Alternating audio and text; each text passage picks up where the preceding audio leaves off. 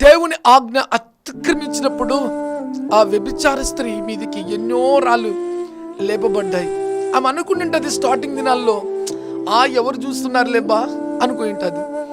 కానీ ఆమె అక్కడే మోసపోయిందండి, అక్కడే మోసపోయింది.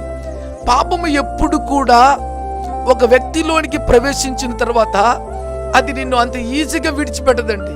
ఆ పాపము నిన్ను భయంకరమైన స్థితిలోనికి తీసుకెళ్ళి పాపము పరిపక్వము చెంది గర్భము దాల్చి మరణము కనేంత వరకు నీతో ఎన్ని భయంకరమైన కార్యాలు చేయించాలనో అవన్నీ చేయించుటకు నిన్ను దేవుడి నుండి ఎడబాసి, మనుషుల నుంచి వెడబాసి, నిన్ను ఒక అబద్ధికుడిగా, నిన్ను ఒక మాసగాడిగా, నిన్ను ఒక నటనవాడిగా ఇలా నువ్వు జీవిస్తూ ఉంటావు. నీకు తెలియకుండానే ఆ సాతాని యొక్క చేతులు పడి ఎవరికి తెలియదులే, దాచిపెట్టాలని అనుకుంటుంటావు.